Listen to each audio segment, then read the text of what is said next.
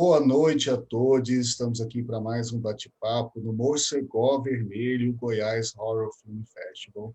E hoje nós estamos aqui com esses ilustres realizadores da mostra Morse Animação. Então, é um grande prazer receber esses grandes realizadores aqui, uns com filmes incríveis, que a gente vai poder discutir e falar de todo esse processo de criação. E eu queria, primeiramente, pedir para que todos se apresentassem e falassem o nome do filme, da produção, para a gente poder iniciar o nosso bate-papo. Marcos, por favor. Olá, boa noite a todos e a todas. Meu nome é Marcos Butini, eu sou diretor do filme Nimbus, uma animação em stop motion. Eu sou de Pernambuco, sou professor da Universidade Federal também, acho que é importante falar isso, eu tenho projetos com alunos de animação, etc. E sou autor de um livro, vou fazer o merchan aqui, História da Animação em Pernambuco, quem tiver interesse, entre em contato. Mas é isso, esse sou eu. Maravilhoso, muito obrigado. Vai ser muito bom falar com você, Marcos. Charles, por gentileza. Boa noite, eu sou o Charles Bicalho, eu sou co-diretor do Matanã, A Encantada. A Chauara Machacali também dirigiu o filme comigo. É um filme baseado numa história tradicional dos índios Machacali, aqui de Minas Gerais. O filme é falado na língua Machacali. E é isso, é um filme indígena, feito na aldeia e em Belo Horizonte também. Muito obrigado. Por favor, agora, Eduardo. Boa noite. Eu sou um dos diretores do filme A Casa e o Medo, junto com o Henrique Truffi e a Valentina Silvestrini. E nós somos estudantes da FAAP e a gente fez esse filme que é um filme de stop motion misturado com wall painting. Muito obrigado, Eduardo. Prazer ter você aqui também. E eu queria começar agora com o Marcos, né, do Cine, para poder falar do Nimbus, que é uma animação realmente muito didática, muito bem realizada, e que tem toda essa questão, né, do stop motion, que é realizado de uma forma que traz toda uma fundamentação na fé, na religião, no poder, no trabalho.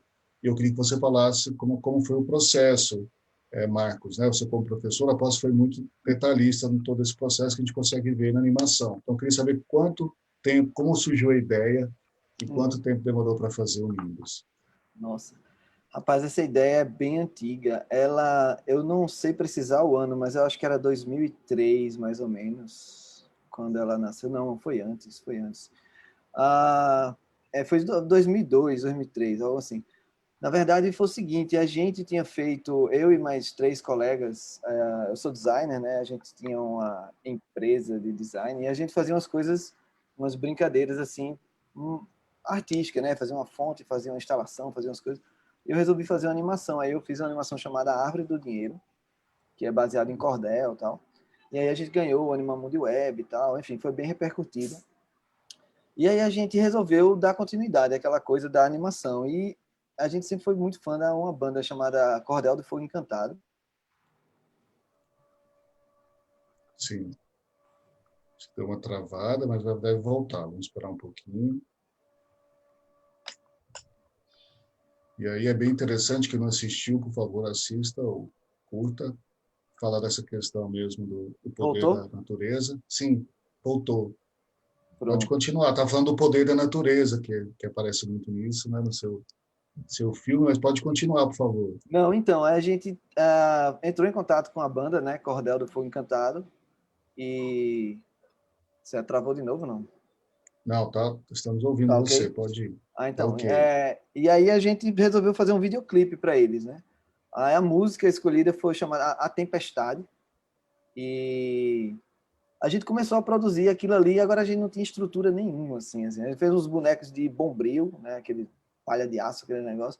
A gente tinha uma luz só, assim. Então, assim, tava ficando muito tosco, tava ficando bem complicado fazer, e a gente meio que desistiu, né?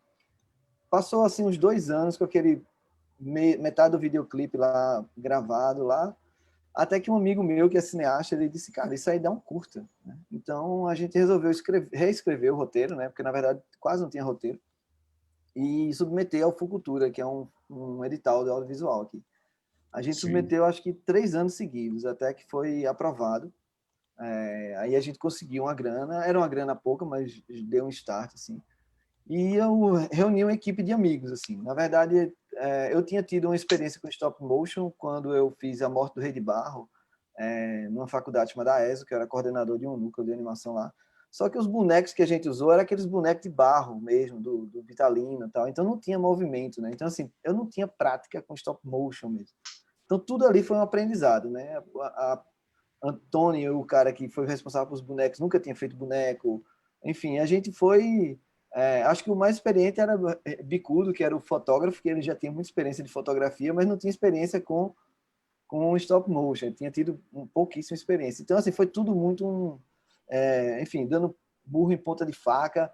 Na época, a gente não tinha, assim, como hoje tem, por exemplo, pessoas que fazem o boneco para você. Isso foi o quê? 15 anos atrás, né? E aí Sim. a gente, na verdade, isso que eu tô falando, na verdade, foi 10 anos. E aí a gente mesmo fez o boneco, a gente fez o cenário, assim, uma coisa bem... E era bem complicado na produção, assim, porque todo mundo trabalhava, a maioria era professor do pessoal, assim, todo mundo muito ocupado, então acabou que a gente gravava, assim, sábados à tarde. Agora, você gravar uma animação stop motion sábados à tarde é complicadíssimo, porque você sai de um dia de filmagem com Cansado. 3 segundos, né? Imagine É. você fazer uma animação de 11 minutos, né? Você estava levando Enfim, eu sei que foi bem complicado, foi um processo que durou, acho que, se eu não me engano, a produção foram 5 anos, assim. Uau. Tudo bem que teve umas paradas, teve um dia que deu uma tempestade, a De tempestade verdade. de verdade no estúdio, alagou tudo, a gente teve que mudar de estúdio. Meu Deus. A sorte é que a gente teve, assim, não destruiu o cenário nem nada, mas os storyboards mesmo foram tudo pro chão, tá? Meu Deus. Mas a sorte é que o Bicudo, né, o fotógrafo, o pai dele era dono do estúdio. Então a gente pagou 1 ano de estúdio e usou 5, né? Então, tira, assim, foi isso, foi na raça, assim. A pós-produção foi uma loucura, porque quando a gente começou a gravar, a tecnologia era uma. Quando a gente terminou, que foi fazer a pós, já era outra. O cara disse, velho, a gente não usa mais esse tipo de imagem, já é outra história e tal. Então a gente teve que, enfim, batalhar Recomeçar. muito. Eu, na verdade, tive que fazer terapia por causa desse filme, né? Assim, Eu imagino. eu entreguei ele para o Fucultura, mas assim, ainda faltava detalhes que eu queria corrigir e teve uma hora que eu deixei ele encostado, porque HD que não abria mais, arquivo que não achava. Foi uma loucura, assim. Mas, assim, no final do ano passado, e sabe uma coisa, cara? Eu perdi noites de sono pensando, cara, eu tenho que lançar esse filme, tenho que lançar esse filme. Aí eu liguei pro cara da pós-produção e disse, ó, a gente não tem mais os arquivos originais, a gente só tem os arquivos, enfim, o vídeo, né? Dá para tu trabalhar com isso? Dá. Então traz aqui, foi lá. E Rogerinho, né? Rogerinho fez um trabalho massa, assim, porque para ele era muito melhor trabalhar com os arquivos abertos, né? Aquela coisa toda, mas não tinha. Então ele teve que trabalhar do jeito que deu mesmo. E a gente entregou o filme 90% do que eu queria, assim, porque eu ainda queria, porque é aquela coisa, né, de diretor artista, né? Você está sempre querendo Sim. melhorar alguma coisa, um detalhe que não te agrada tanto. Então tem coisa que eu vejo no filme que eu falo, Ih! Mas assim, o pessoal que está vendo nem percebe, ainda bem. Ainda mais o professor, né? Que está sempre com esse Pois olhar crítico. teve uma coisa legal também, porque vários alunos lá de design, eles foram estagiários, né, no curto e tal. Então teve essa coisa, né? Quase todo mundo era professor, então teve esse vínculo com a academia também, né? Bom, mas aí finalmente o filme ficou pronto, né? E a gente começou a enviar, entrou no Cine PR, tal, mas no momento em que a gente começou a enviar, acontece a pandemia e a gente decidiu não parar de enviar, né? Vamos enviar. Enfim, os festivais começaram a dizer, não, a gente vai fazer online e tal. Então tem uma coisa muito boa que é a gente poder estar exibindo o filme para muito mais pessoas, né? Mundo inteiro, né? Tá tendo esses roda de debate que não fica só naquele local ali e tal, mas está sendo transmitido, está sendo gravado, está ficando como material de pesquisa. A gente até falou um pouco isso antes de começar. E eu acho que isso é legal, é o ponto positivo, né? Agora o ruim é que eu nunca vi meu filme na tela grande, por exemplo. Não, mas E vai ver logo, se Deus quiser, né? Ele vai querer. eu Vai passar essa espero, tempestade. Essa né? Passar essa tempestade vai tempestade passar. Aí E é como é que, isso. e como é que foi com o roteiro, né? Porque é um projeto de muito tempo. Como é que foi lidar com o roteirista tanto tempo, assim, Então, o o Diego? roteiro, na verdade, o que eu considero como roteiro foi a ideia inicial do clipe, né? Que Uhum, era basicamente aquela produção de chuva dentro de uma nuvem, como se fosse uma fábrica, né? Que é uma coisa meio cyberpunk, assim, sei lá. E aí o clipe sim. era isso, né? Aí quando eu fui transformar num projeto para o Fucultura, aí eu resolvi colocar a parte da terra para ter esse diálogo, né? Entre o cara que mora lá no sertão árido e que reza para que a chuva venha, e aquelas criaturas que moram dentro da nuvem, que estão ali produzindo chuva, sem na verdade estar escutando o que está vindo lá de baixo. Eu não sei se isso fica explícito no Fica- filme, mas também não importa.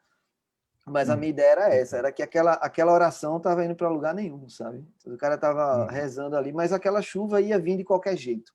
Aquela chuva, na verdade, é uma questão da natureza ali, não é uma questão de fé, de religião, tal. Aquilo ali é uma coisa mecânica, entendeu? Por isso que é a fábrica, por isso que tem essa analogia aí com. Então, assim, aqueles seres que estão lá em cima, eles são fabricantes de chuva, eles não são deuses, eles não são nada. E o cara reza, a chuva vem e ele no final agradece, como se estivesse agradecendo a Deus, mas Deus não tem nada a ver com isso, porque E é uma coisa mecânica, entendeu?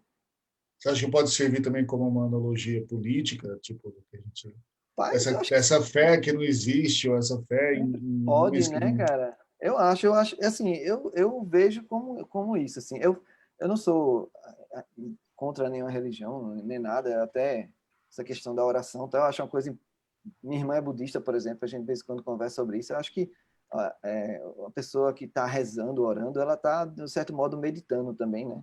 Ah, Sim. enfim, mas assim, a minha crença, eu não acho que não tem ninguém ouvindo, assim, você está falando para você mesmo. E aí Uhum. tem essa coisa implícita que eu não queria nem deixar tão explícito isso no filme, mas é isso. O filme começa com um cara rezando e vem aquela fábrica, faz a chuva cai, e na verdade aqueles seres nem ouviram. Então, assim, eu acho que tem um pouco a ver, tem a questão política, eu acho que tem uma questão também da que a gente, enfim, é um tema muito abordado aqui no Nordeste, que é a coisa da seca, né, e tal.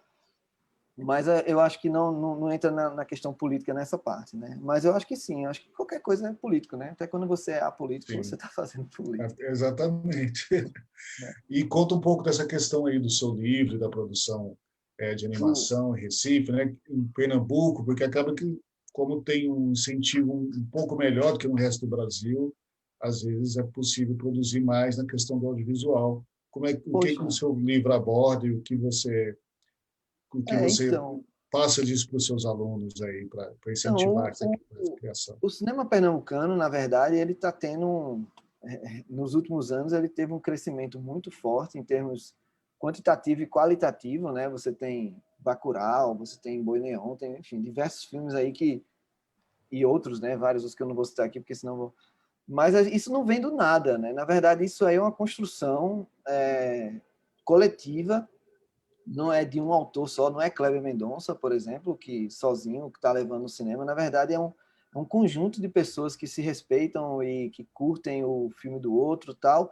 Mas não só isso, que se reúnem politicamente e tentam através de associações e de, enfim, exigir questões do governo, né? Então, assim, com muito esforço, e eu acompanhei isso durante algum tempo, apesar de eu não fazer live action, mas, assim, tenho amigos, né, do cinema e tal, e a gente conseguiu o edital do Fucultura, porque o Fucultura é do governo, né, do estado de Pernambuco, e ele é geral. Na verdade, ele tem artes Uhum. plásticas, circo, música, etc, etc, etc. E o audiovisual conseguiu através de muita conversa e política, a gente conseguiu um edital exclusivo para a gente. Né? Esse edital foi crescendo, Maravilhoso. virou lei, inclusive. Ou seja, não Sim, pode entrar outro governo, mas vai ter, porque é lei. Apesar que hoje em dia, no Brasil, lei não significa nada mais. Né? exato. Mas, enfim, a gente conseguiu criar o que muita gente considera o melhor edital de audiovisual do Brasil. país, Sim, do Brasil. Assim. concordo. Os outros estados ficam babando, assim. Então, a gente teve um crescimento enorme por vários motivos, né? Entre eles o edital do Fucultura. E aí o que eu vejo é que o cinema pernambucano, ele despontou. Agora a animação, ela não conseguiu acompanhar tanto, pelo menos no início, né? Eu acho que agora, acho que de uns 5 anos para cá, é que você realmente tem uma melhora, e isso se deve muito às séries, sabe? A gente tem o Mundo Bita, que é uma série infantil que passa no país inteiro, né? Tá no Discovery, Netflix, Amazon Prime e tal. É o case de sucesso da gente. Mas a gente tem outras produtoras aqui que sobrevivem muito com séries, sabe? A gente tem produzido muita série. E o curta-metragem, que é a linguagem que sempre, enfim, sempre está aí, mas não gera renda, né? Ele acaba conseguindo sobreviver um pouco por causa disso, porque o pessoal que faz série, dá curso, não sei o que, eles conseguem fazer seus projetos autorais, né? Então, a gente não tem ainda, por exemplo, um longa-metragem de animação, mas, na verdade, já está pronto o longa-metragem, chama Além da Lenda, e ele vai ser lançado ano que vem, né? Na verdade, acho que por causa da questão da pandemia e tal. Já tem 2 longas, na verdade, aprovados pelo Fucultura, então estão sendo produzidos ou pré-produzidos. Então, assim, eu vejo com muitos bons olhos esse crescimento, porém, é bom salientar que o audiovisual no Brasil está sendo desmontado, existe aí uma pressão muito forte vinda interno, né, do governo, desmontando tudo, desde a Cinemateca até o Prodave agora acabou, sabe? Enfim, o fundo setorial. Sim, que é muito necessário, principalmente para Pois regiões do é, não centro-oeste. se faz cinema sem incentivo governamental. Estou falando cinema sério, não sério não é uma boa palavra, mas assim, uma produção constante, uma produção forte, ela só existe se tiver incentivo governamental. Acho que isso é fundamental em qualquer país do mundo, né? E que Nem os gera Estados muito... Unidos, que é uma indústria grande, mas eles têm incentivo, porque eles vão filmar na Geórgia, porque lá tem um incentivo de imposto e tal. Isso é incentivo governamental. Pode não ser um edital feito por cultura e tal. Mas eu acho isso. E eu vejo um crescimento muito forte, e eu acho que o que a gente está vivendo agora é, na verdade, o que a gente chama de raspa de taxa, né? Do que aconteceu antes. Eu acho que, assim, a partir do ano que vem, a gente vai começar a sentir esse desmonte. E a gente provavelmente, a gente vai ter uma diminuição muito grande de festivais, de produção, etc. Até porque, para se concretizar um projeto, por exemplo, agora, o nosso festival é do edital de 2018, depois não existe mais. Porque toda essa burocracia, em média, de 2 anos para se conseguir passar por todo o processo, montar todo um projeto, e aí aprovar, e buscar e se adequar a toda a burocracia. Então, eu também acredito que a partir do ano que vem, aí, toda essa raspa do taxa não vai existir mais. Né? O Animamundi não teve esse ano, cara. Sabe? Então, o assim, que é triste. O Animamundi, cara, que é um dos maiores festivais do mundo, assim, de animação, sabe? Eu tive lá no ano passado e eu conversei com a Aida, que é uma das organizadoras, e eu perguntei a ela, Aida, esse ano, que o ano passado foi sem dinheiro do governo, foi aquele, um catarse, né, que eles fizeram lá, um crowdfunding. E eu disse, ano que vem vai ser como? Ela fez, cara, se for crowdfunding não vai rolar, e não rolou, sabe? Então, isso é um alerta aí para... Porque, assim, o Múmia está sendo feito, a gente conversou, né, sobre o Múmia e tal, com incentivo e tal. Mas é aquela coisa, tem uma hora que não dá, né? Tem uma hora que... E também, às vezes, você restringe demais. Né? Um negócio que estava crescendo, acaba sendo pequeno. Enfim, é um problema sério que a gente tá tendo, e se não tomar cuidado, se não, né, se as urnas em 2022 não derem um resultado, eu vejo trevas, na verdade. Vamos ver se a gente aguenta mais 2 anos. Assim, eu espero. Né? Porque tem essa questão, porque qualquer projeto cultural existe a contratação de várias pessoas, uma movimentação na cidade, no turismo, a economia criativa. Eu acho que isso vai fazer muita diferença, né? Porque acaba que muita gente procura outros caminhos para continuar vivendo, porque é difícil. Mas muito obrigado, querido. Muito obrigado pela conversa, por tudo. Eu queria que você mostrasse novamente o seu livro e falasse ao pessoal. A história do cinema de animação em Pernambuco. Qualquer coisa é só mandar uma mensagem para mim. Meu e-mail é marcosdoutinho@gmail.com. Tá, muito obrigado. E depois você fala de novo nas considerações finais. É um prazer ter seu filme aqui e Massa. exibir, nem que seja online agora. Quem sabe no futuro a gente consiga exibir no cinema. Vamos. Como eu disse, o festival não termina aqui, a gente também tem vários parceiros e com certeza depois dessa tempestade vai ter essa bonança da gente poder exibir seu filme com você, com a gente aqui. Tá bom? Muito Massa. obrigado, Marcos. Valeu. Obrigado. E agora eu quero convidar o Charles Bicalho aqui, que é um dos diretores de Matanã Encantada, que é um projeto que fala sobre a questão indígena, que assim como a gente falou aqui com o Marcos, são obras como essa que fazem toda a diferença aqui para o Brasil, para a nossa história, para conhecer realmente toda essa a questão a questão indígena e seus rituais. Então, eu queria que o Charles falasse do processo, como é que foi esse trabalho, e dessa pesquisa e de como surgiu Matanã. Bom, Matanã é a segunda animação que a gente faz com o povo Machacali. A gente fundou a produtora Pajé Filmes aqui em Belo Horizonte em 2008, com o propósito de continuar a produção. Eu sou professor também, sou professor universitário, igual o Marcos aí. Dou aula na Escola de Design da UENG, já dei aula no UFMG, inclusive no curso de formação de professores indígenas da UFMG. E aí foi lá que eu comecei a trabalhar com os indígenas. No início, a gente fazia livros para as escolas indígenas. Então, a gente publicou mais de 10 livros, fazendo o processo de pesquisa na aldeia, gravação, depois transcrição. Os Machacali falam a língua deles, então a gente transcrevia o material, depois traduzia para o português, fazia oficina de ilustração para os livros, tal, fazia todo o projeto gráfico e publicamos vários livros bilíngues com eles. E eu já namorava a ideia de transformar aquelas histórias, porque a gente gravava e traduzia as histórias tradicionais deles, e os cantos também. Histórias que são associadas à religião, aos espíritos, etc. O que os antropólogos costumam chamar de mitologia, né? A gente na literatura chama de literatura, a literatura de um povo, né? As histórias orais, os cantos, etc. E aí eu já namorava essa ideia de transformar aquelas histórias que eu já via eles ilustrando, escrevendo, já conhecia as histórias, cenas, personagens, e eu pensava que aquilo daria filmes. E aí a gente começou... eu fiz uma primeira oficina com eles em 2007, que foi uma oficina assim, de documentário, basicamente. Quer dizer, na verdade foi documentário e ficção. Mas, basicamente, eu iniciei mais de 70 alunos indígenas na linguagem cinematográfica. Operação de câmera, fazer roteiro. Incrível. Treinamento de Inclusive, Cachauara também foi dessa forma? Não, a Cachauara é uma nova geração já. Ela é novinha, já é uma terceira geração. Esse trabalho já tem mais de 20 anos. E no início, nos primeiros 10 anos, era só literatura, livro, e depois, em 2007, passou a ser filme também. E aí a gente começou a fazer documentário. Eu passava a câmera para o pessoal, eles iam para a aldeia e filmavam os rituais na aldeia. E aí a gente foi gerando documentário. Fizemos mais de 10 documentários. Mas aí eu queria explorar outras coisas também, e a gente queria também contar a história, porque o ritual, ele tem uma história que explica, né? Tem uma história por trás dele. E a gente queria mostrar essas histórias.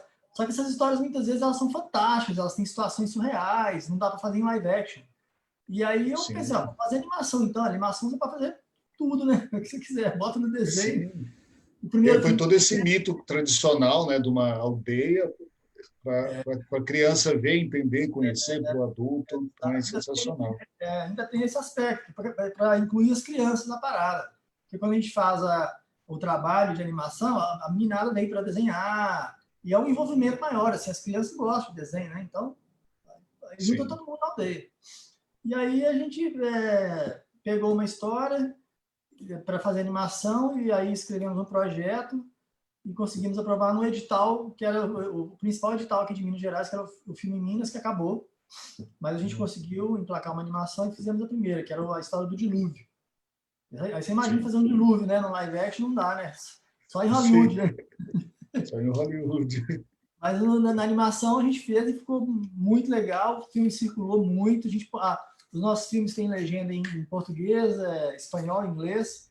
O filme circulou por muitos festivais, ganhou 7 prêmios e deu super certo.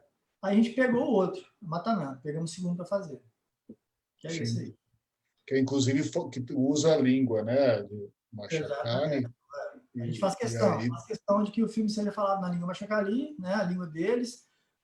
Um dos propósitos da Pagé é que o filme tenha a maior quantidade possível das marcas culturais indígenas, né? O desenho deles, a história tradicional deles, todos os elementos da cultura estão lá. A gente deixa. Então, a língua é o básico, fundamental. Então, o filme falado na língua Machacali e a gente coloca a legenda, né?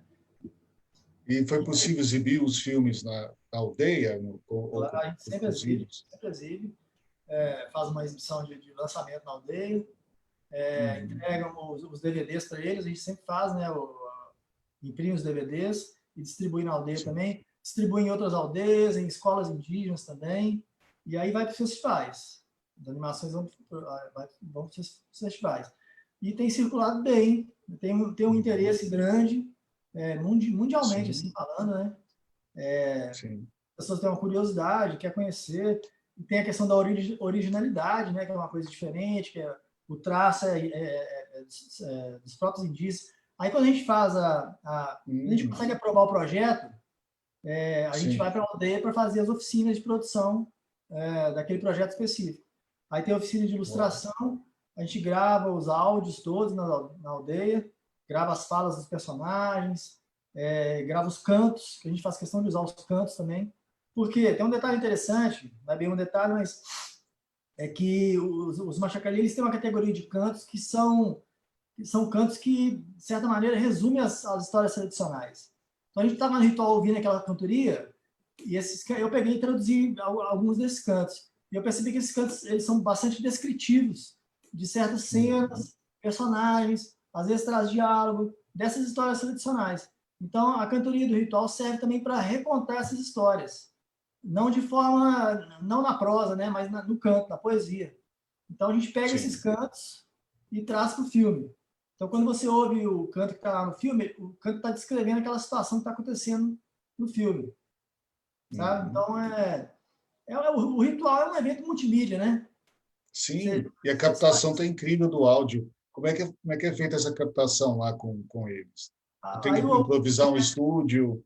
A gente improvisa. A gente improvisa o estúdio dentro da sala de aula. Sim. Ou então na mata mesmo, onde está melhor para captar o áudio. Mas geralmente é dentro da sala de aula da escola lá, ou então na mata mesmo. E aí a gente grava, o Guilherme Bahia, que fez o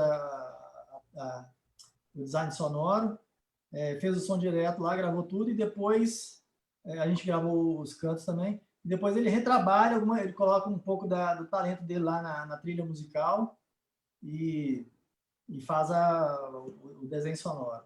A gente tem o Jackson Bacatu, que é o nosso diretor de animação, que é o cara, um camarada aqui de Minas Gerais, que é animador mesmo, é músico também, um artista completo, e ele faz a direção de animação para nós, é um parceiro nosso. Ele entrou para a Pagé Filmes também, já tem um bom tempo, e os projetos têm sido desenvolvidos com ele. E acaba que emociona, né? Para a gente que assiste, como é que é quando acontece a exibição nas aldeias? Como é a emoção? Já estão acostumados ou eles se emocionam ainda? Como é que é a emoção na aldeia e também nos festivais ou no cinema? Como é que é a resposta disso? Então, se emociona bastante, estão ficando mais acostumados, claro, já tem uma trajetória no audiovisual, né? Mas, claro que quando é uma produção nova, sempre tem aquela emoção, aquele gosto, né, de assistir a obra pronta e tal. Vem todo mundo da aldeia para assistir, a criançada toda, pipoca, fala pipoca. Pipoca, que bom. Pipoca é uma invenção indígena, né? Por sinal. Sim. Inventou pipoca foram os indígenas. Mas então tem uma sessão. Não sabia, tá vendo? Interessante pipoca. Isso. E aí acontece mesmo uma sessão de cinema na aldeia, tal. E depois vai para o festival. Eventualmente, os festivais convidam, né, o pessoal para vir, geralmente o diretor, tal, e eles vêm também. Aí vem, quando pode, vem a família toda e fica aqui em Belo Horizonte, participa do festival. Então, sempre tem. Agora, tem uma história interessante que quando eu comecei a trabalhar com eles, em audiovisual, a gente foi assistir uma vez um documentário deles, em que era um ritual também filmado. E isso foi uma aula que eu estava dando para eles, aula de cinema, e a gente foi assistir esse documentário que eles tinham feito com outro cineasta, com uma outra produção. E você está falando dessa coisa da emoção, e aí eu passei esse documentário para eles, e o ritual que é filmado lá era um ritual de morte, das crianças que são trazidas para as mães chorarem, etc. É uma coisa contundente. E quando eu olhei para os meus alunos assistindo, eram adultos, tinha criança também, tinha adulto, tinha mulher, tinha homem, eles estavam todos chorando. Eles entraram assistindo o filme, foi como se eles estivessem no ritual, plenamente no ritual. Por isso que eu acho interessante, a gente trabalha com a ideia de filme ritual, né, quando é documentário, porque os documentários são basicamente rituais filmados, né? Mas na animação também é um ritual. Você vê no filme lá aparece, né? Tem a cena do ritual, que é uma marca, eu acho que é a gênese, né? É uma concepção muito importante, eu acho que é o ritual. E eu aprendi isso com os vídeos, pesquisando com eles, porque todas as linguagens estão ali no ritual, né? É a forma de expressão mais completa que tem. O cinema, que é audiovisual, é só áudio e visual, são duas linguagens só. O ritual são 5 linguagens, né? É visual, é auditivo, é tátil, as pessoas se abraçam, as pessoas dançam, as pessoas comem, né? E tem muita fumaça, você respira muita fumaça. Então, todos os sentidos do corpo são muito ativados no ritual, né? Os 5 sentidos para levar o sexto, né? Que é o êxtase lá do ritual. Então, assim, tem gente que acha que pode ser, parece complicado, pô, índio vai fazer cinema e tal, não sei como é que é essa história, mas na verdade é muito simples, é uma simplificação. Essas linguagens modernas nossas, né? Cinema, câmera, essas coisas, é uma simplificação da complexidade que é a linguagem humana, né? Sabe? Exato. E que, inclusive, faz parte da cultura brasileira, e acaba que uma produção dessa traz a questão da cultura brasileira, movimenta diretamente, né, o ambiente em que ela é realizada, forma e traz conhecimento, educação, e acaba que movimenta muitas coisas. A gente estava falando mais cedo, né, que uma obra audiovisual é capaz de movimentar não só a economia criativa, toda a economia, mas também o ser humano, né? Então, é importante demais. Você trabalha a formação das pessoas, a gente faz curso, faz oficina. As pessoas, o pessoal que trabalha com a gente já participa de outras produções, né? Com outros projetos. Então, você está formando também profissionais e daí eles passam a viajar, toda hora está indo num festival, num projeto, etc. Então, há uma movimentação, com certeza. E como é que estão os planos para o futuro? Agora, nesse momento nós estamos vivendo, né, com mais dificuldade, ainda está sendo possível ter continuidade nessa formação e nesse interesse da aldeia, na participação? O trânsito para a aldeia está meio parado, né? As aldeias indígenas estão vedadas, né? Não se pode entrar nas aldeias, mas pelo WhatsApp que a gente mantém contato, e a gente acabou de enviar, estamos esperando a resposta de 2 editais aí, para mais um filme de animação. A gente quer fazer uma trilogia, tem mais uma história que já foi roteirizada, o projeto já foi enviado, a gente está aguardando o resultado para ver se a gente consegue fechar essa trilogia de animação indígena aí. Maravilha. Baseada em história Machacali, mais uma história tradicional deles. Uma história bem interessante. Muito bom, que a gente precisa saber, né? Conhecer. Isso é bom, porque você está falando, é uma riqueza cultural, né? Você tem histórias originais, cenas, situações que a gente nem imagina. E eles têm isso lá há séculos, às vezes há milênios, né? São histórias conhecidas há muito tempo. E que a gente se depara com isso e é de uma originalidade, né? Uma coisa que é um patrimônio, uma riqueza, enriquece todo mundo, enriquece a gente, por conhecer uma coisa que está aqui embaixo do nosso nariz, né? No nosso território. Isso, que ainda existe. No Brasil existem 274 línguas indígenas ainda. A língua Machacali é uma delas. E essa língua Machacali, ela tem essa riqueza toda. Imagina juntando todas as outras línguas, né? Quantas histórias, quantos cantos, poemas, visões de mundo, filosofia, religião, né? que ainda podem ser explorados, né? E que são importantíssimos para nossa essência como ser humano, como brasileiro, como tudo mais. Total. Eu acho que a cultura, eu preocupava muito com política, mas a gente vai desiludindo, né? Até com a política. Você passa a ver que até a política precisa ser mudada, né? Então Sim, precisa mudar tudo. Eu acredito que a maneira de mudar tudo é mudando a cultura, é mudando o pensamento. exato, Cultura é a personalidade do povo, né? Eu vejo assim, né? Então, se você precisa mudar uma perfeito. personalidade da pessoa, você muda o pensamento dela, você muda a mentalidade. Eu acho que na cultura, na questão do país, você precisa mudar a cultura, você precisa mudar o modo de pensar. Então, você enriquecendo, né? Trazendo mais informação, trazendo coisas que estão escondidas e que você precisa ir lá descobrir, trazer e comunicar, você transforma, né? Eu acho que transforma o pensamento e, em termos coletivos, você transforma a cultura. Aí você muda tudo, você muda a política, você muda a economia, você muda tudo. Exato.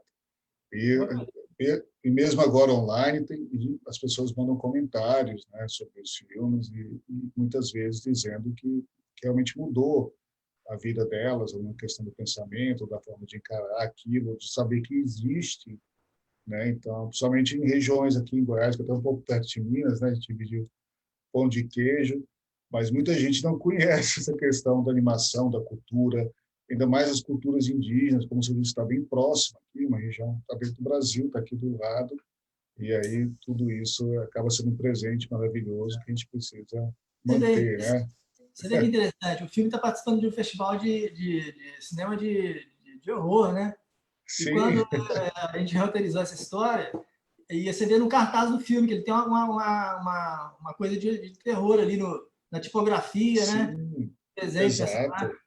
Aí a gente ficou, isso aqui é uma história de amor, mas tem um toquezinho de horror aí, de terror. Sim. É que fala da Então, questão da morte, dos espíritos e tá, tudo, né? Dessa, dessa tradição, desse mito, né? Então é bem interessante. Acaba que alcança muitas coisas mesmo do ser humano, bem sente, né? E qual foi o momento mais complicado de fazer? Qual foi o problema maior em alguma cena ou na preparação? bom, uma das maiores dificuldades que a gente tem é conseguir a verba, né? mandar, Sim, mandar o projeto para o edital e conseguir aprovar. Mas, tirando isso, sim. tem a questão do trânsito, né? Ir para a aldeia é sempre em termos de logística, né? Se deslocar, Uhum. pegar o trem aqui, vai até Governador Valadares de trem, lá pega um ônibus ou aluga um carro para chegar na Uau. aldeia. Se chover, a coisa se complica um pouco, porque a estrada já fica meio inviável, mas a Já é gente uma acaba. aventura. Tem que documentar tudo isso também, viu? Já dava para fazer um documentário legal da caramba. Um documentário, um making-off interessante aí. Mas, é, às vezes aparece uma cena, né, nas histórias, assim, que pode causar certo impacto, né? É uma cultura muito diferente, tem gente que... Bom, por exemplo, no outro filme, que é o do Dilúvio, a primeira animação, tem umas cenas lá de sacrifício animal. E eu já presenciei pessoas na sala de cinema ficando chocadas, assim, com essa cena, sabe? Sim, Então, acontece esse tipo de coisa, mas é um risco que a gente assume mesmo. E na hora de criar, decupar o filme, né? Criar, porque, por exemplo, pode ter cena de intercurso sexual, né? No outro filme uhum. acontece. Aí a gente Sim. procura visualmente trazer uma coisa que seja mais facilmente palatável. Aí vem essas questões de tradução cultural, né? Sim, ainda mais nesse momento de censura, né? Que às vezes a mesma coisa que é natural, indígena, de repente pode ser vista com olhos do mal, né? Com olhos Pois da é. verdadeira maldade que a gente está vivendo. E às vezes é Aí, uma coisa educativa, natural e real que acontece, que não é, deveria ter essa preocupação, não é? mas, por exemplo, nos documentários, a gente filma lá 1 hora, 2 horas de material, e aí edita e faz um documentário de 20 minutos, meia hora, que vai para os festivais. Mas o que eles Sim, gostam de ver na aldeia é o copião de 1 hora, 2 horas. Então, é, tem as versões, né? Cada um com a sim, sua versão. E aí, assim, da mesma maneira que a gente cria um filme para a aldeia, de documentário, né? Tem uma versão para a aldeia e tem uma outra para os festivais. O filme de animação também é a versão fora da aldeia, né? Sim. É a versão que a gente que vai assistir e tal. Mas entre eles, tem as inúmeras versões, até outras cenas que eventualmente não entram nessa versão que a gente coletou, porque a gente sabe que quem conta um ponto aumenta um ponto, né? Cada Sim. pessoa que conta a história tem o seu modo de contar. A história pode ser mais ou menos trágica, mais ou menos violenta, dependendo do contador, né? Então, o filme E também é uma versão, é uma é delas. uma versão. E quanto tempo que demora essa pesquisa aí para o roteiro e para checar essas informações? Ó, na verdade, é um trabalho de pesquisa. Eu fiz meu mestrado, doutorado, tudo com eles, e já tem muita coisa publicada. Já, Muitas vezes eu pego coisas que já foram publicadas, ilustradas, e faço a roteirização. No entanto, a sim. gente faz nova coleta de material, vai para a aldeia, grava de novo a história o mais completa possível. A gente sempre pega uma nova versão ou uma versão atualizada e faz todo o processo de registro de novo. Gravar em áudio, transcrever na língua machacali, traduzir para o português, aí pega a versão em Uhum. prosa, roteiriza, faz a decupagem e aí faz o projeto.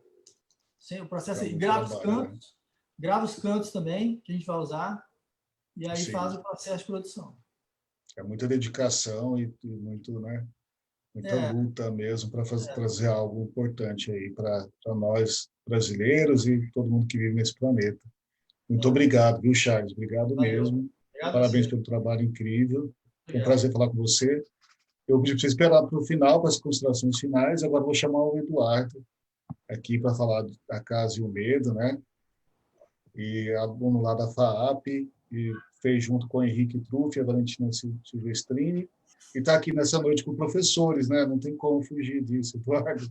Fala aí, como é que foi a questão da criação da Casa e o Medo, que tem toda essa questão de animação, de stop motion, também com muita pintura, com muita arte. Eu queria que você falasse como é que foi esse processo aí para a gente. Imagina, é um prazer estar aqui com professores, né? Se não fossem os nossos professores apoiando a gente, acho que o filme não tinha nem começado, assim, nem saído. A gente, na verdade, tudo começou começo do ano passado, né? Que a gente estava no primeiro semestre da faculdade, a gente acabou ficando amigo bem rápido, assim, então logo no começo, assim, esse negócio de faculdade, né, troca de filmes, assim, a gente gostou bastante de um filme que chama La Casa ao Lobo, não sei se o pessoal conhece, mas e tem um Marcos negócio conhece. que tem essa questão tipo do wall paint, do stop motion também, que é um negócio que a gente está pouco acostumado a ver, né, que tem pouco e a gente achou uma técnica muito interessante, assim, então a gente já ficou animado, assim, falou, não, a gente tem que fazer alguma coisa nesse sentido, né, tipo, trabalhar o wall painting, que a gente tinha gostado bastante, assim, e que a gente com, né, pouco orçamento e tal, conseguia fazer, né. Então, a gente estava nessa ideia, vamos fazer, e aí o nosso professor, o nosso saudoso professor Eliseu, ele mandou a gente fazer como trabalho de conclusão da matéria dele, né, de animação, fazer um curta-metragem de stop motion de mais ou menos uns 4, 5 minutos. Então a gente falou, bom, era a oportunidade perfeita para a gente fazer esse projeto que a Trabalhar gente junto. estava querendo fazer. Então, e aí eu sempre quis também, tipo, a gente sempre falava também de trabalhar questões, tipo, temas mais universais, assim, que todo mundo conseguisse se identificar, né? E um dos principais era trabalhar justamente essa questão do medo, né? Que acho que é um negócio que todo mundo sente, cada um da sua forma, né? Mas um medo bastante comum que a gente conversando, né? A gente viu que era essa questão do medo do escuro, assim, né? Do desconhecido, que acho que todo mundo tem em algum momento da vida, assim, principalmente quando você é pequeno, né? Essa questão Uhum. do que o personagem principal do filme, né? Ele tá em casa e aí ele é deixado sozinho, assim, e aí trabalhar um pouco de uma forma mais lúdica, assim, essa questão de ele perder meio que ele acaba perdendo a noção do espaço, do tempo, assim, colocar no filme como se fosse a própria visão dele, assim, né? E Sim. aí a gente trabalhava várias tardes, assim, na casa do meu amigo, que acabou virando A gente transformou a sala dele num mini estúdio, né? Ele ficou sem mesa de jantar por uns 6 meses, assim, né? Acho que, por incrível que pareça, assim, as pessoas pensam que filmar é o que demora mais, né? Mas o que deu mais trabalho foi justamente montar as coisas que a gente precisava, né? Tipo, fazer a casa, né? Vedar tudo, transformar, né? Fazer tipo um fundo preto, deixar a mesa dele pronta, né? Montar o boneco, né? Que no filme não tem, mas a gente acaba chamando ele de Juninho, né? E foi, acho que o que demorou mais, assim, né? Que a gente gastou mais tarde nisso. A gente ficou mais ou menos uns 4 meses, né? Tipo, preparando e umas 2 semanas mais ou menos gravando, assim. Ficou pronto em junho do ano passado, né? Só que a gente acabou lançando mais ou menos em agosto, assim, no festival da própria FAAP, né? A gente Como é que acabou foi a dando exibição sorte, lá? né? Foi bem Como é legal, que assim, foi? ver o filme, tipo, na tela grande, assim, pela primeira vez, assim, e ver a reação das pessoas, assim. Foi bem legal, que eles gostaram bastante, então meio que animou a gente também a divulgar, mostrar mais, assim, a gente mandou para o festival, passou em vários lugares, assim, e meio que animou a gente também a fazer outros projetos. Agora, a animação, a princípio, não era um negócio que eu pensava que eu ia fazer, mas agora acho que quero fazer mais animações até, né? Porque eu não desenho muito bem, então a gente tem um pouco de, acho que o pessoal de cinema tem um pouco de preconceito, falar, não sei desenhar, não tem como você fazer animação, mas tipo, não é uma parte, isso é só uma parte, né, de todo o processo, assim, existe diversas outras coisas, tipo roteiro, direção, enfim, e também stop Sim, motion, várias técnicas, né, que são exato. bem interessantes de trabalhar, né? E todo o processo foi feito às 6 mãos, né? Das 2 mãos de cada na hora Sim. do processo do stop motion. Foi mais fácil assim?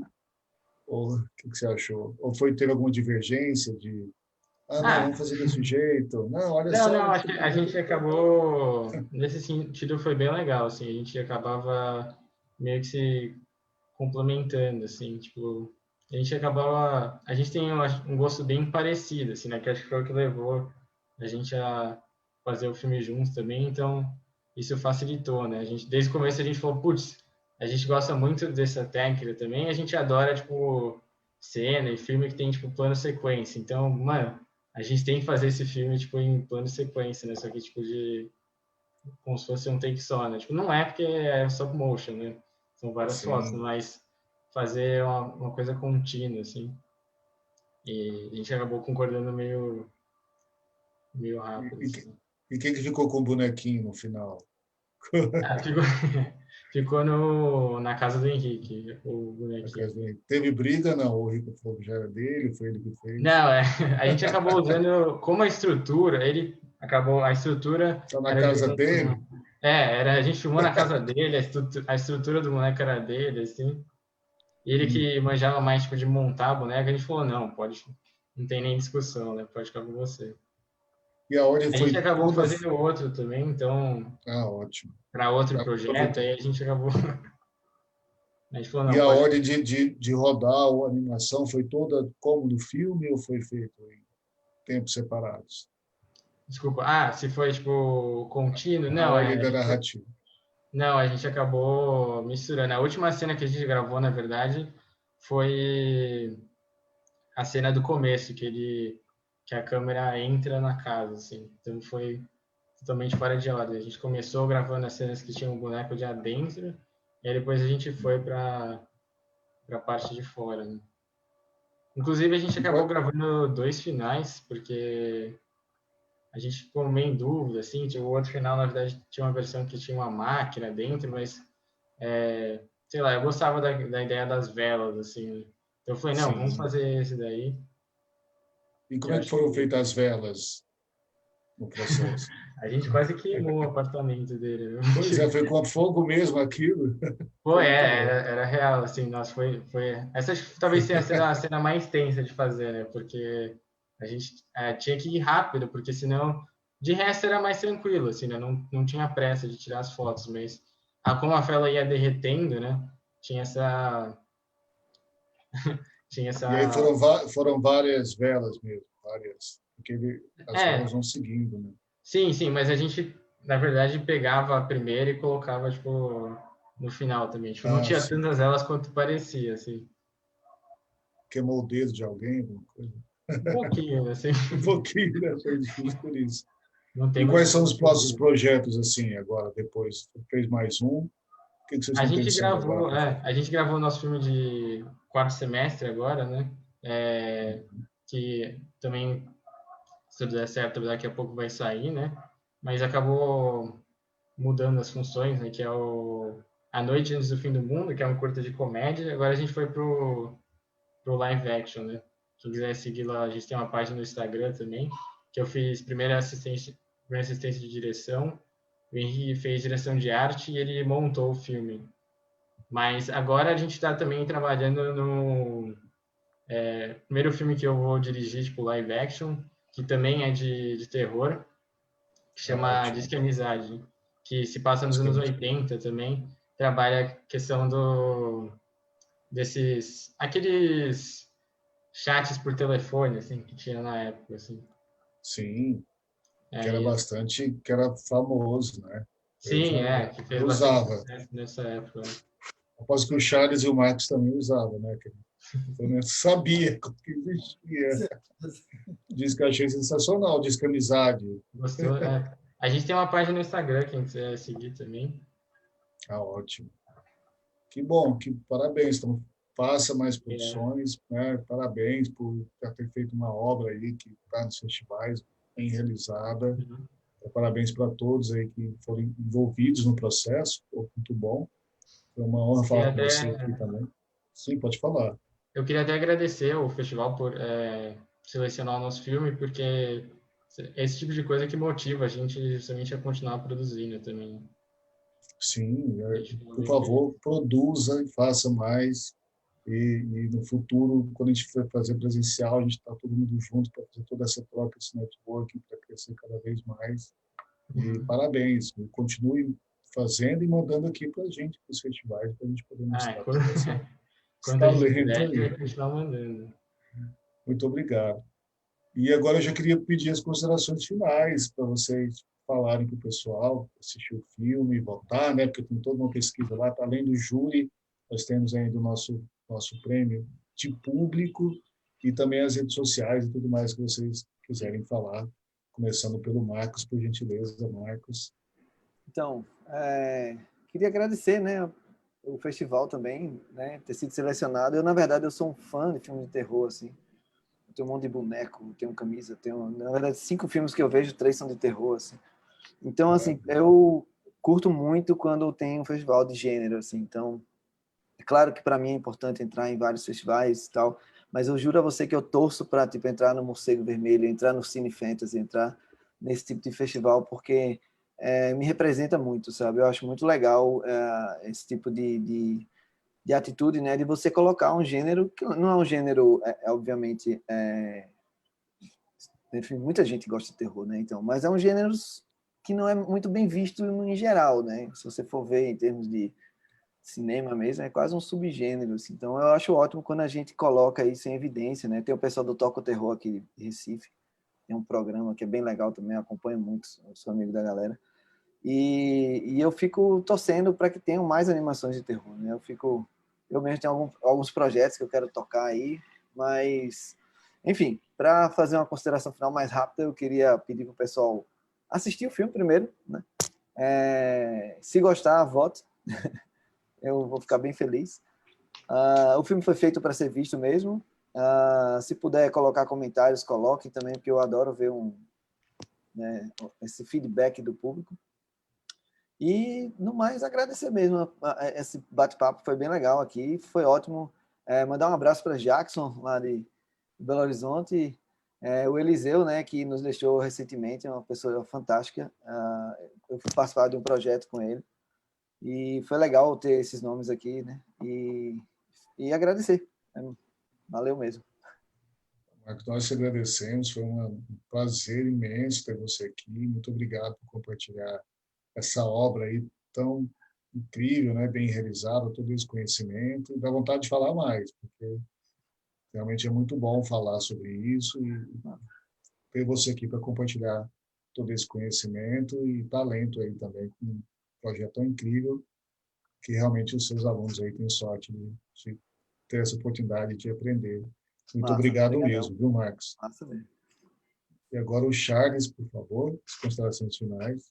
Bom, eu quero agradecer muito o festival, quero dar os parabéns pela iniciativa de fazer esse festival, que ele tenha vida longa. Eu acho muito bacana, eu sempre gostei de filmes de terror, sempre assisti, e já tive a felicidade de encontrar o Zé do Caixão aqui em BH uma vez. Ai, que maravilha. A gente já fez filme de terror quando estava na escola também, na escola de cinema.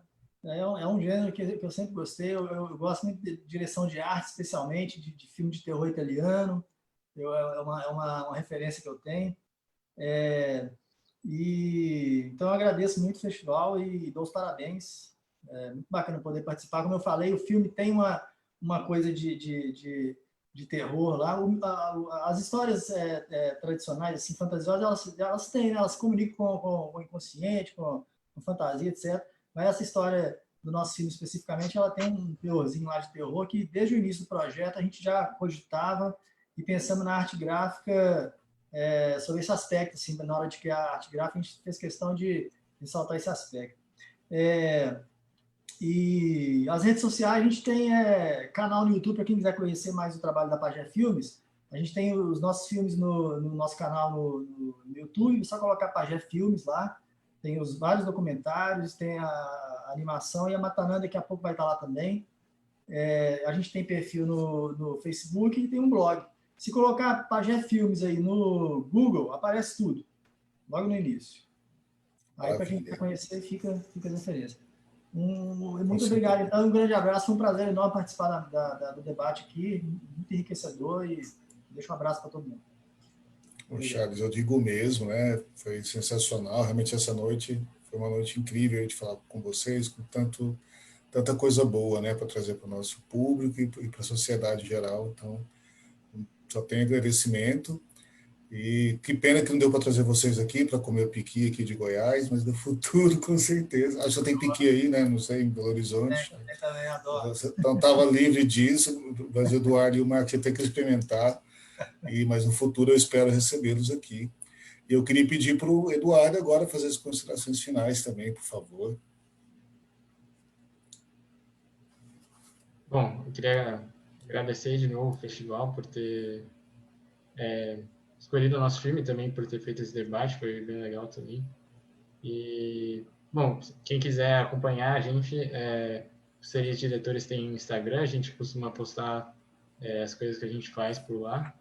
E se vocês quiserem seguir o Instagram também do Disque Amizade, que é o próximo filme de terror que a gente está fazendo, que chama Disque Amizade Filme.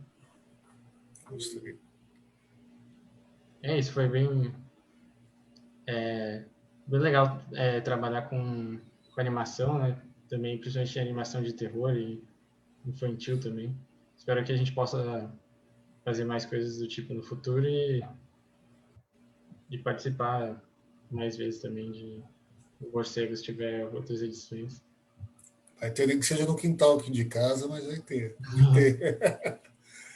Muito obrigado, viu, Eduardo? Já estou doido para ver o Disque Amizade, que acho que um pouco da nossa época, assim, né? Não sei, assim, né? Vamos falar acima dos 30, mas que interessante vocês estão fazendo um filme sobre isso, né? Vai ser um prazer ver, com certeza mande aí para as próximas edições do Morcegó, e parabéns, né, por tão novos aí, produzindo uma coisa tão interessante. Então, realmente, a gente só espera coisa boa aí de vocês no futuro. Foi um prazer falar com você também. Muito obrigado, Eduardo. Obrigado. E eu quero agradecer a Marissa Stefani, que aqui na produção do nosso bate-papo da logística, a Giselma Dias, o Vini também, que faz a interpretação de Libras, junto com a Vini Batista. E muito obrigado, gente. Boa noite, obrigado por acompanhar. Nossa live fica disponível no Facebook, também no YouTube. Obrigado aí por esse domingo à noite estar aqui conosco. E boa noite, um grande abraço. Votem nesses filmes incríveis, mandem informações para os diretores e venham mostrar com a gente. Muito obrigado. Boa noite. Tchau.